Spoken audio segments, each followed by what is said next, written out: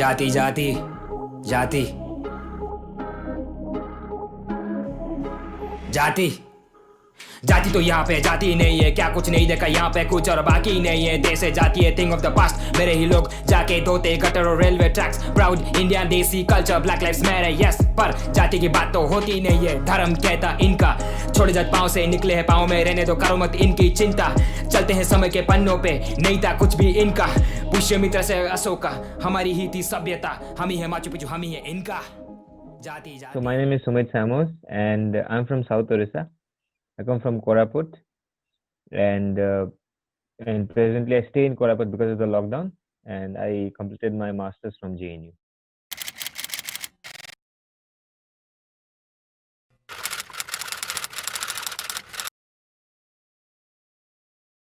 I grew up in a village in Koraput, and in terms of socio-political consciousness, I think from childhood we are quite aware of caste around us. And from childhood, we were quite aware of the Maoist CRPF conflict that is to happen around us. And the everyday village life where people from my community used to, either go to the fields to work, or they used to, they used to work with Narega as construction workers. So, I was quite aware of all of that. It's just that I didn't have a language to articulate them till I went to JNU. That's the only difference.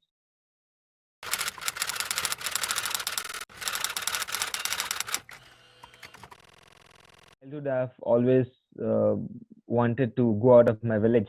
I have wanted to, explore the world. I wanted to know the world outside, and so and village was somehow restraining. It was very constraining at the point of time because there was no resources, there was no opportunities in the village, and so in that way, I think I wanted to always go out, but there was no one to guide. There was no mentor.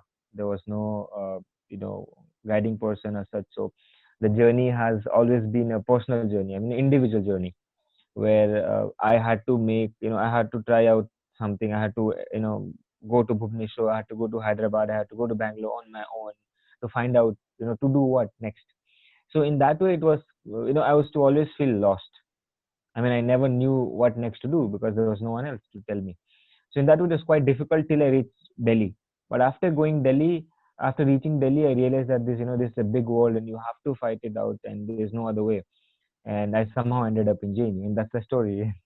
And so, I mean, there's a lot of events which are very dramatic events that happened in between, which led me to reach Delhi. So, it's a miracle, I would say.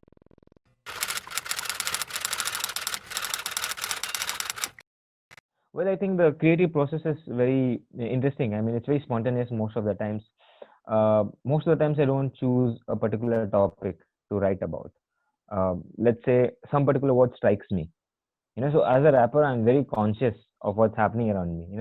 Like I'm very conscious of certain words that's moving around me, certain topics that is being discussed, or certain punchlines. Certain witty punchlines you have to make.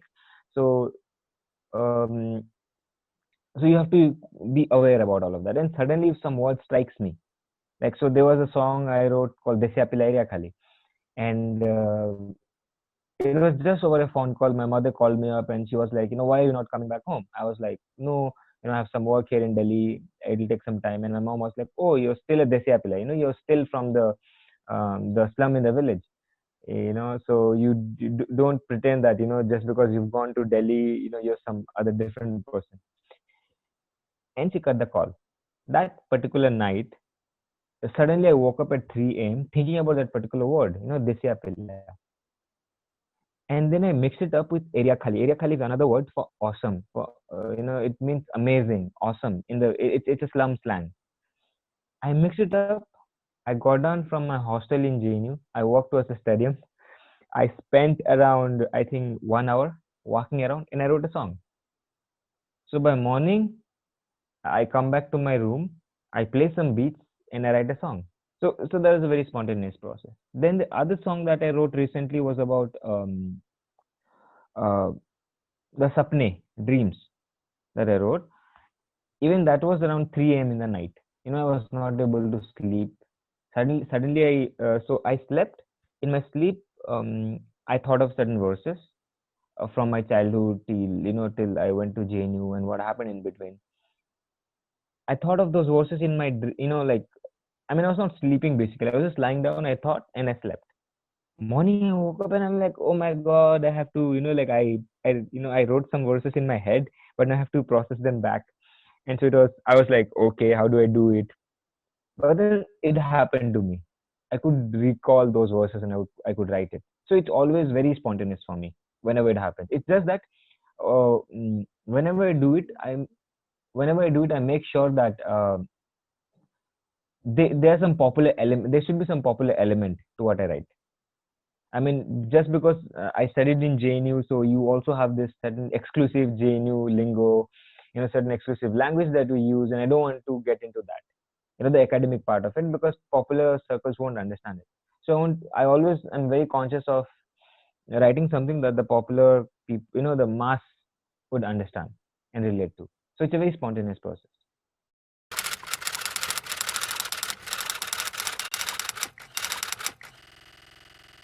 Well, in terms of writing lyrics, nothing. I mean, in terms of writing lyrics, not just French, I don't even look up to rappers. And because I know for sure that if I end up seeking help in writing lyrics, then it will not be me, it will be them. Because even if they're from the same politics, even if they're from the same community, I feel their world view, um, their perspective would be somehow different, from me, because we as individuals are unique, and that gives us some unique perspectives of the world. And my journey is very unique because like I came from a Christian background, like back home, and then we were Christians who were first generation converts, and we didn't have official churches. We had our own village churches. Then I go to Delhi, where most of my friend circles, till a point of time, where majority 90% were Northeast friend circles. So there's a certain amount of acculturation that had happened to me, having food, music, going to church. So that's a different journey. Then I ended up traveling a lot in the country. Like I did a lot of solo traveling. I went to Ladakh, I went to Northeast, Kerala, Goa, Pondi, a lot of places. And then I happened to also study Spanish, where I was so immersed into Latin American literature, Latin American culture, history. Then after that, I ended up joining student activism for a brief period of time. So all of that shapes me, and it gives me perspective, which I think other people don't have. So I don't seek help at all for lyrics. But yeah, in terms of monetary resources, in terms of networking, I seek support from them always.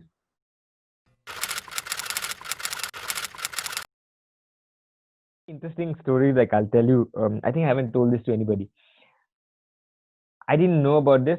I started reading a text, a text which was written by two anthropologists, and that was about the cultural historiography of South Orissa and Chhattisgarh border.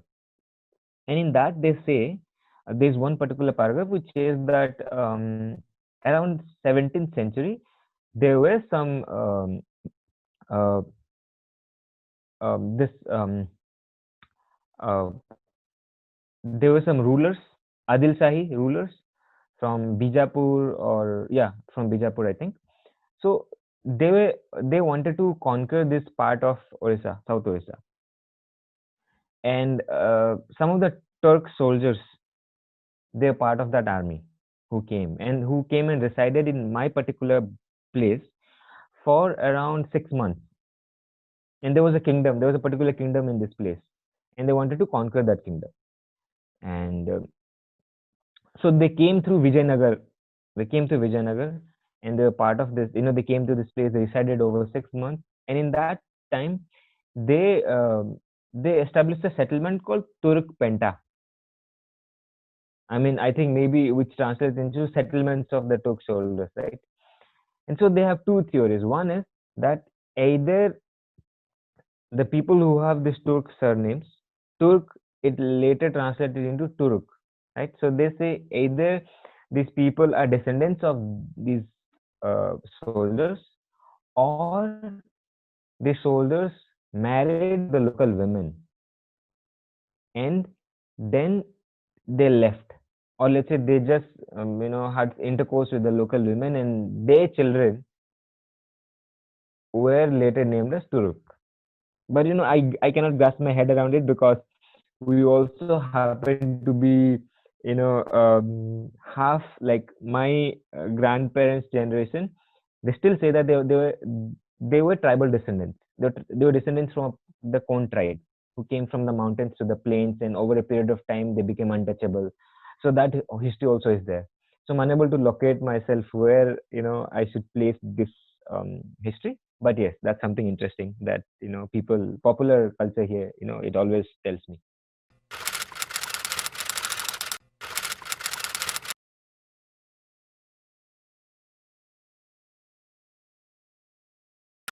Well, if in terms of in India, I think the two people who have influenced me a lot is Kadubai Kharat and Arivu, and even Ginni Mahi. So these three people, yeah. Ginni Mahi, precisely because Ginni Mahi gives you that confidence. You know, Ginni Mahi can go to a big stage, and she can sing about Ambedkar, she can sing about constitution, she can sing about rights for Dalits, and she's quite confident. She's just out there. Kadubai Kharat, for her content. Kadubai Kharat is someone who comes from a village, and her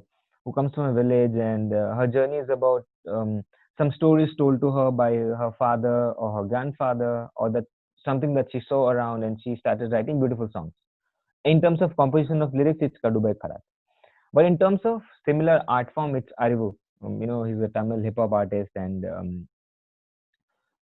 just the way we choose similar topics. Because we have this similar. We mostly rap against caste. So there's certain topics that are common to both of us. Like we rap about reservation, we rap about Ambedkar, we rap about violence on Dalits, honor killing. So there are a lot of similar things that we pick up. And so at times I go and look through his lyrics. I mean, like, what is he writing about? And yeah, it's interesting because we have similar. So I mean, these are three people that influence me.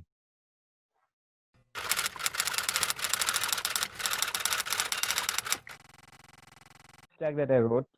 Yeah, well, the first track that I wrote was called Fighter, which it was not so much. It was not very. I mean, it was very personal.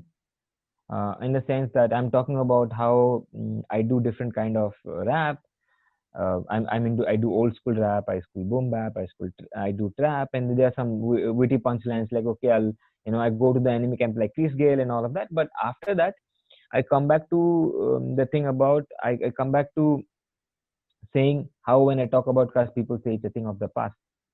People say it's a thing of the past, but they don't talk about Una, they don't talk about Guna, they don't talk about Rohit Rambala, and it is not just about resource. It's not just about violence. It's also about land. It's also about education. It's also about resources for the DBA communities, and all of this matters.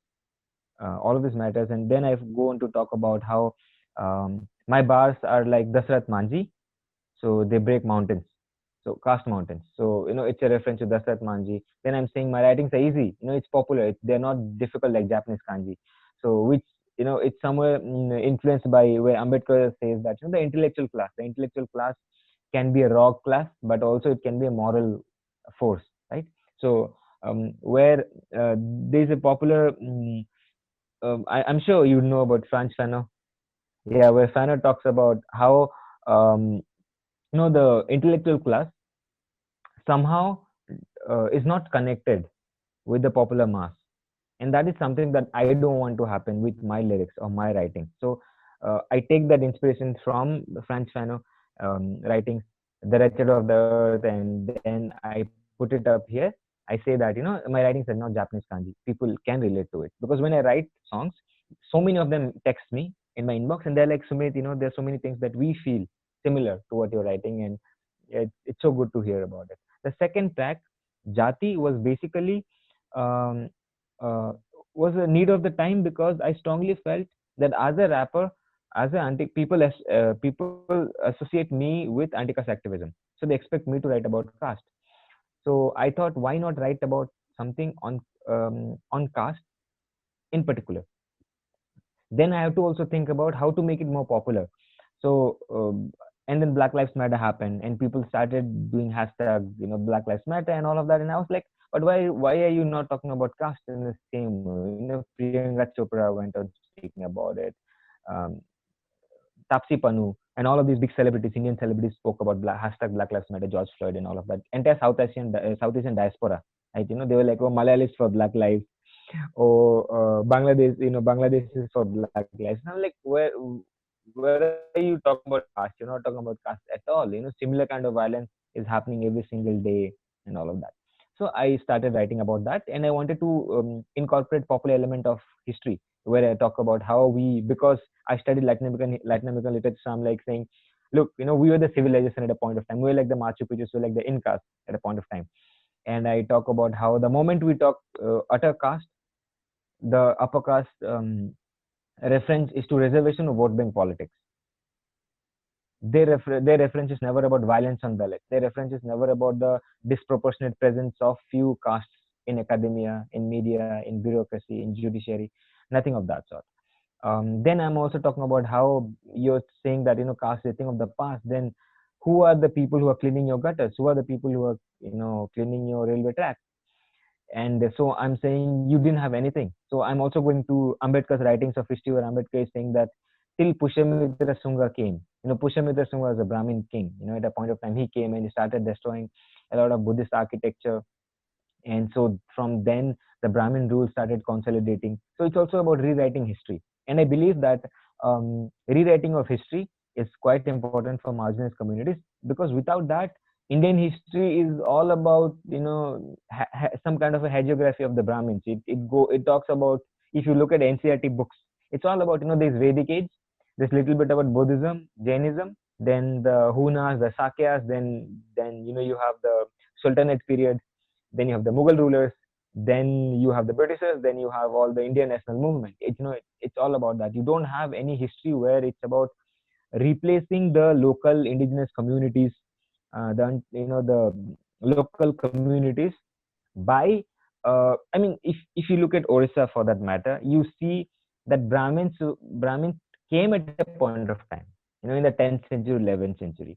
There was nothing called Rajputs at a point of, it was just, it's a misnomer to say, because popular, if you research in depth, I'm sure there were certain tribes that came at a point of time, 8th century, 9th century, and over a period of time they became the warrior caste or whatever. So in that way, I'm negating their presence.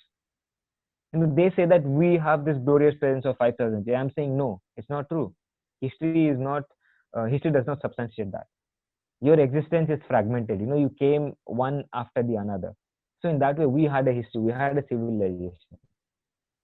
So that's what I'm saying. And finally, I'm saying that jati hai ki jati hi nahi hai. It's a popular term that people say that caste just does not end. And Ambedkar says that caste is like a monster. You encounter it somehow or the other. And I think all the Dalit Bojan people, they somehow encounter caste in their life at one point or the other.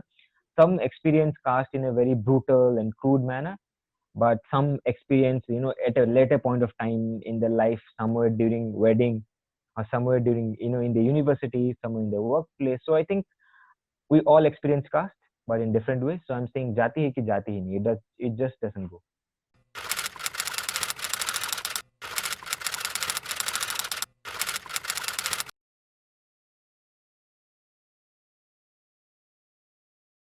What it means for me to be Ambedkarite, one thing that I always believe is that Ambedkar speaks about intrinsic value of human life.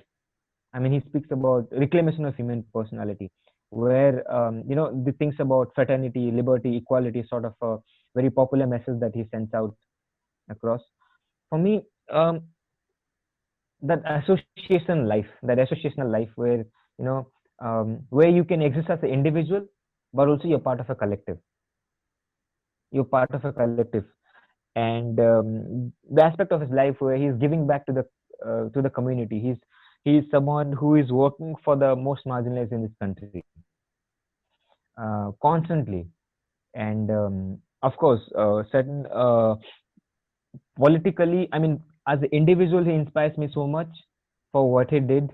The sacrifices that he made, the concerns that he had for the for marginalized community who nobody cared, not even the communists at a point of time. Who told that the cause of the untouchables at this point of time, the cause of the Harijans, quote unquote, is a mundane cause. Compared to the freedom struggle of India, or for that matter, even Gandhi wanted them to be part of Hinduism and whatever. But Ambedkar did not want that. Ambedkar constantly made sure that the Dalits in this country have a separate political entity. They were a separate political entity. They should have representation. They should be out of the clutches of this mental slavery and all of that. The sheer magnitude of intellectual engagement that he did, in terms of writing, in terms of reading, in terms of writing, in terms of engaging with literature all across the world. He read Black history. He read about Christianity. He read law. He read labor. He kept reading a lot of things. That inspires me. But apart from that, his activism. I mean, he's like a wholesome package. He is writing. He's an intellectual, but he's also an activist. He's also a politician. He's also someone who is into reading religious philosophies. Uh, so that wholesome package is something that interests me. But at the same time, he also his political solutions. His political solutions was never static. His political solutions was never about, okay, this is the only way out. He was like, his pragmatism is something that always inspires me. He's like, okay, if we can get something out of this, if we can get something out of this feasible for the marginalized community, for the Dalits, I think that I'll go with that. So he's always someone who is measuring the costs and benefits, the costs and consequences of every action that he takes. You know, and I think that is what really inspires me so much. And that's why I don't go into this mode of, oh, this is the only way, or just take up arms, or just believe in the constitution. No, there has to be always middle ground where you can get something out of it. Yeah. So I think that's the pragmatism is something that I take the most from Ambedkar.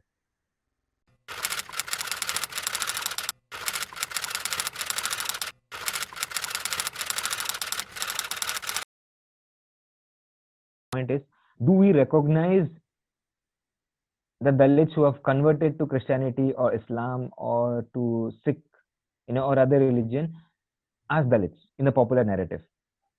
So we have, let's say certain names here and there, let's say Pokai Lapachan, or let's say Emmanuel Sekaran, and certain Dalit Christian names here and there. But do we consider their history as part of the larger Dalit movement?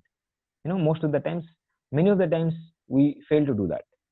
Many of the times, they don't fall in the category of Dalit. And other problem is, uh, when we convert to Christianity, or when we convert to Islam, or when we convert to Sikhism, many of the communities who convert, they also don't refer to themselves as Dalits most of the time. They end up referring to them with, let's say, in my place, um, most of them would refer to themselves with the congregation name. Oh, we are Pentecostals, or let's say we are Lutherans, or let's say we are Methodists. That's their primary identity that they carry. Um, so they don't want to forget about Dalit. They don't want to even associate with the word dome, which is the caste name. They're like, no, we're not that, which is a good thing, that you don't want to associate with your previous caste identity. But at the same time, atrocities are happening upon you, discrimination is happening on you because you're a Dalit. So how do you do that? I mean, how do you, on one hand, you want to dissociate from that caste identity, but on the other hand, you also want to, also have to claim the Dalit identity so that you can fight a political battle. Because ours is not just spiritual citizenship, that you become equal in the eyes of God and it's over. No, ours is also a political battle. In that political battle, you need Dalit identity, and it's a two-way process, I believe. Um, Dalit history also is somewhere, the presence of Dalit history, the the central narrative of Dalit history somewhere becomes Buddhist in nature somewhere, like when it comes to religion. I think maybe because Baba Sahib Ambedkar converted to Buddhism, and due to that, people think Buddhism as a core, tenet of Dalit history, Dalit movement, and all of that. So in that way, they fail to see, let's say, Kandamal. Kandamal should become big. It should be part of the large. Kandamal is usually seen as a anti-Christian violence, anti-minority violence. That's what the NGOs and liberals, they ended up doing that. Hindutva versus Christians. But at the end, 99% of the people who are affected in the Kandamal atrocities, the mass, the violence, were Dalits. How do you understand that? So I think it's a two-way process. That the ones who have converted to Christianity, the ones who have converted to Islam, uh, their material position is decided by their caste. It's not by their religion. If their material positions were to be decided by religion, then why are there certain groups of people within Muslims, Indian Muslims, or let's say Indian Christians, who are doing pretty well? The Syrian Christians or the Ashraf Muslims. You have generations of Ashraf Muslims who have studied abroad. You have generations of Syrian Christians who have studied abroad, who are studying in good English medium schools. They are in good jobs. They are in the literary circles, and you have writers. You have, if you have a Genelia D'Souza, you also have a Salman Khan.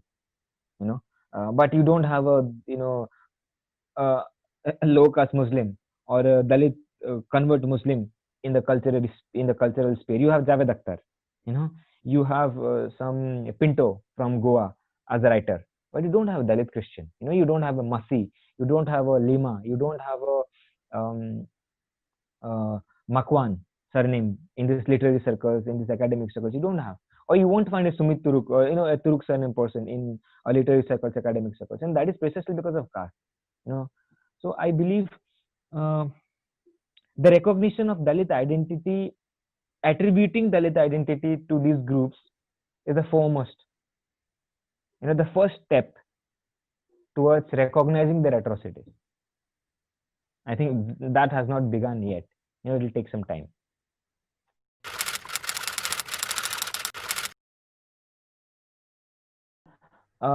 First of all, I think uh, the Indian rap scene today, you know, uh, earlier it used to be, like when gully rap came up, the rapping in Delhi when it emerged, like Azadi Records, or you have Seedhe Maut, you have Pravdeep. In Delhi, you have Divine Nazi, you have like Emiway, you have a whole lot of other rappers who spoke about the problems in the slum, the problems in the gullies, the problems in the community, whatever they were facing. Then you have Delhi rappers who also talk about certain personal journeys, struggles, and fights, and all of that. And there are critiques of, oh, the system is bad, the politicians are bad, some vague critics out there, very vague, you know. Or let's say, even if conscious rap, it was all about, Hindu Muslim unity, we are bhai bhai, Ram Rahim Allah, and sort of thing. Which I think my rap is not about that. My rap is pretty clear, I'm very much against caste and the source of it. I name people. I say upper caste, I say lower caste. I say Dalits, I say Brahmins. I don't differentiate. I say it out clear because that's the reality. That's the truth. And people do not want to hear that. In India, even the upper caste, the rich elites, when they look at these problems articulated by rappers, they think of it as, they give sympathy, that garners sympathy. Oh, the poor people, these poor individuals who are facing this from the slum, and they're rapping about it. So let's clap, and that's it. So Budweiser will come, Red Bull will come. It will give you some stages here and there, and it's over. But changes are not happening. So changes are not happening precisely because you're not looking at the slums in urban space are a problem of urban planning. You're not looking at it as caste segregation. You're not looking at it as migration of marginalized communities and castes from Tamil Nadu who ended up settling in Mumbai, or let's say marginalized communities from Jharkhand and Orissa who ended up settling in the slums near Munirka in Delhi. You're not looking at those problems, those deeper structural problems, which I want to point out. And the point is, the moment I name, caste, or the moment I name upper caste, lower caste, it creates it kind of underlines that fault lines that exist in Indian society, and people don't like it. For some reason, when I say that, oh, your communities are doing violence on my community, they don't like to hear it, because it places them in that position of being oppressor, being part of that oppressing class, and they don't want to accept it. So that's why they will talk about casteism. They won't talk about caste. For them, casteism is all about, oh, we should treat everybody equal, we are brothers and sisters, blah blah blah. But they won't talk about caste. Caste is a system, and it's a system. It's not just about some behavioral aspect of life where, oh, I won't call you Chamar from tomorrow, so caste is gone. So that is how people are looking at it. And till now, I'm for sure that mainstream music industry is not going to accept this. If they accept it, that is going to be revolutionary. You know, that is going to be revolutionary. It can only happen if there is a autonomous Dalit music industry.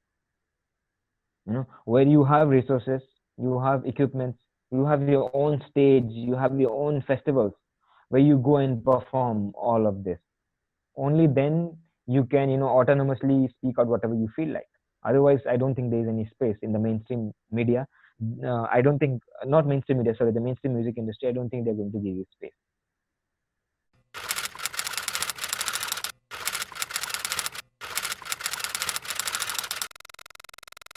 I think one also needs to keep in mind the kind of artistic sensibilities different age groups are, inclined towards.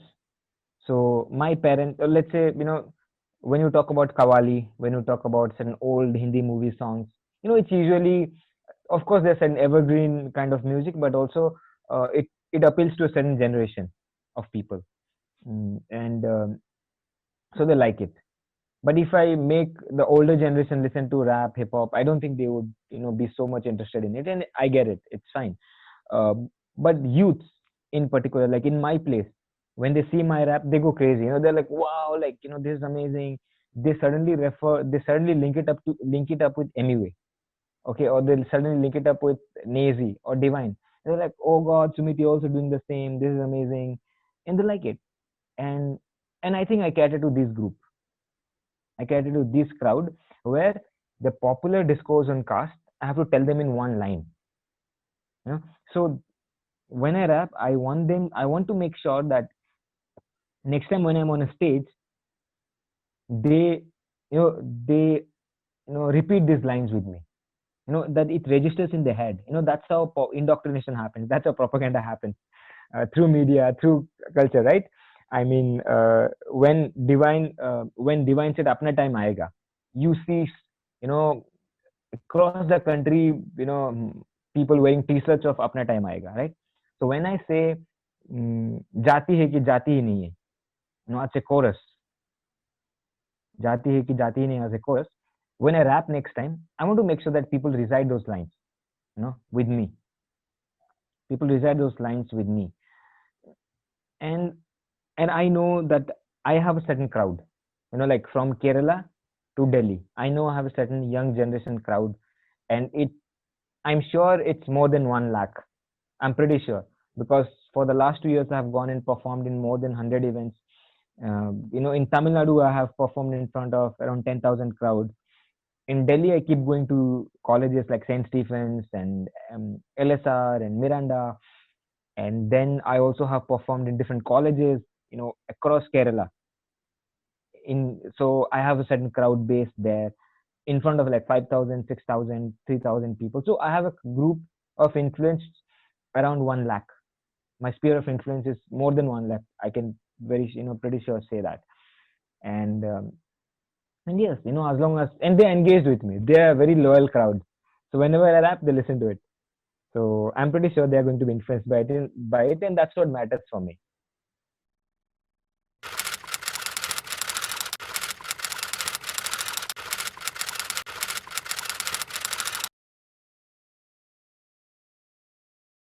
It's an important question, and In terms of political leadership, in terms of political parties, um, I think it will be a very fragmented answer.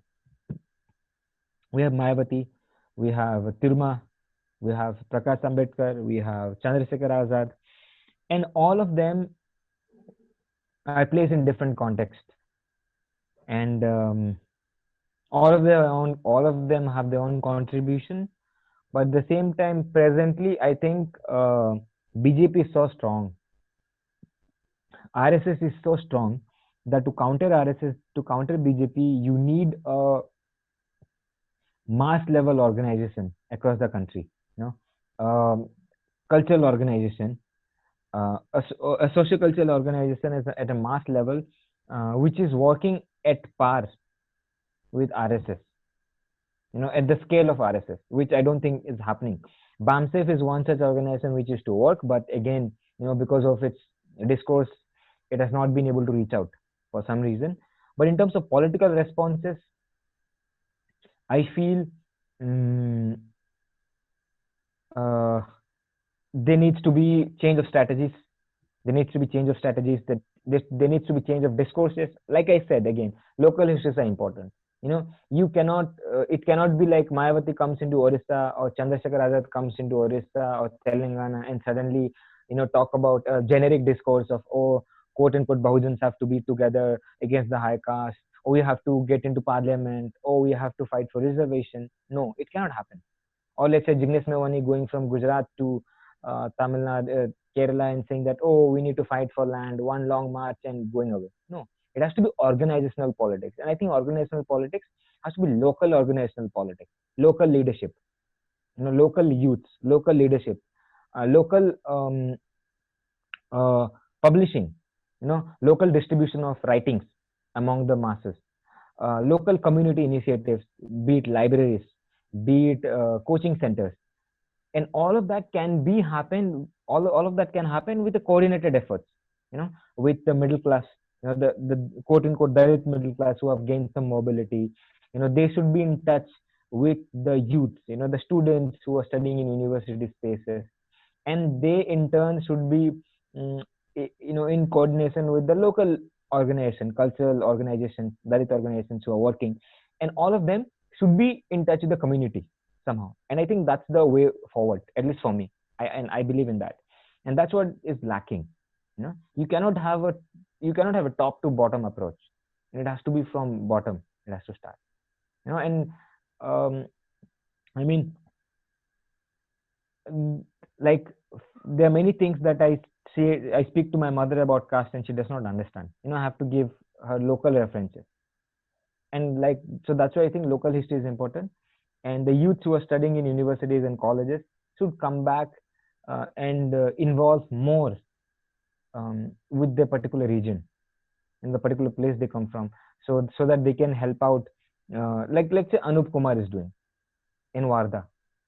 Anup Kumar, you know, tutors 100 to 150 students, Dalit, Adivasi students every year, so that these students go to universities and they also can contribute later to the community. You know, they can be a support system.